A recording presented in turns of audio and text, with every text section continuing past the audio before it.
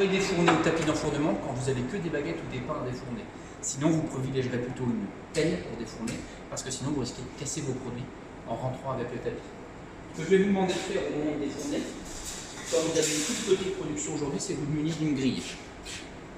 On va défourner directement sur notre grille. Pour ouvrir la porte, soit on ouvre avec les mains, soit on ouvre avec une pelle. Pour l'ouvrir avec une main, on ouvre, on pousse, ça la verrouille, ça reste en position ouverte. Si vous avez chaud aux mains, vous avez peur de vous brûler, vous utilisez la pelle. On vient glisser sous le produit. On ramène d'un seul coup, on donne un petit coup de main comme ça.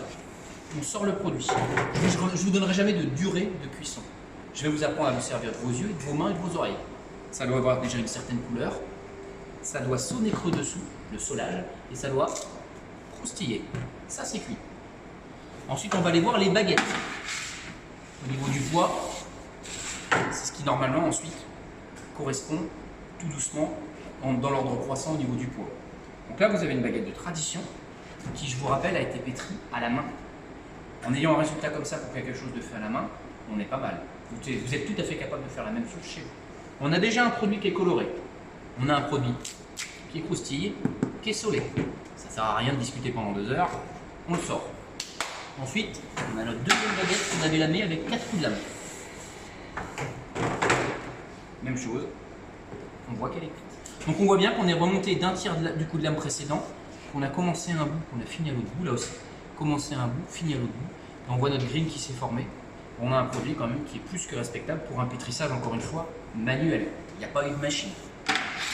Là, on va sortir nos bâtards. Donc on a privilégié un coup de lame avec un produit qui était relativement ventru, donc avec un produit plus gros au milieu et plus effilé sur les bouts. On voit bien que la grille, le coup de lame, qu'on appelle des fois aussi l'oreille du coup de lame, l'oreille du pain, mais le véritable nom c'est la grille, c'est relevé sur la longueur entière du produit. Donc là on est bon.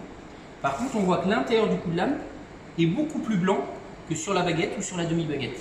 Donc ça veut dire que ça manque de cuisson. Dessous, on a quelque chose de solé, mais sur le dessus, c'est relativement mou. Deux solutions. On le remet dans le four, on laisse la porte ouverte du four, et c'est ce qu'on appelle faire sécher le produit. Je ne suis pas très fan, mais ça existe. Soit vous le sortez tel quel, et vous voyez si ça correspond à ce que veut votre clientèle. Dernier critère, la météo. S'il pleuvait, vous seriez obligé de laisser cuire le produit plus longtemps. Moi, je vais le remettre quelques minutes parce que j'ai peur qu'il ramollisse trop. À partir du moment où le produit est sorti du four, il entre dans l'étape qu'on appelle le ressuage. Le ressuage, c'est la première étape du rassissement, c'est-à-dire le vieillissement naturel de votre produit. Là, on voit qu'on a un produit qui est plus coloré que celui d'avant.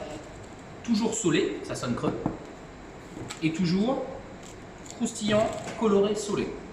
Je le mets sur la grille, et à chaque fois que vous allez sortir des produits du four, pour refermer la porte, vous appuyez dessus. À chaque fois que vous sortez des produits du four, vous allez les mettre soit dans l'échelle, soit dans votre table, mais jamais posés à même une table. Quand votre produit reçu, il perd de la chaleur, il refroidit, et il perd de la vapeur d'eau, de l'humidité. Si vous laissez votre produit ressuer sur une table, sur une planche à pain, le dessous du pain va également ressuer, perdre de l'eau, et vous allez avoir une tache d'humidité sous votre produit. Quand vous allez attraper votre produit et que vous allez le déplacer, ça sera mouillé sous la table, le dessous du produit sera mouillé, il va ramollir, et vous n'aurez plus de croustillance. Donc là, on a un produit qui est bien cuit. Et si vous vous rapprochez, vous allez pouvoir écouter après. On a le produit qui croustille. On dit que le produit chante. Donc c'est assez discret comme bruit.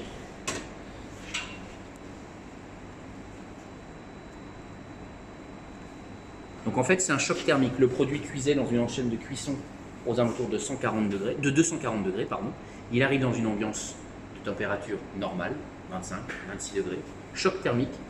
Et on écoute le produit qui craquelle. Vous l'écoutez ? Oui. D'accord.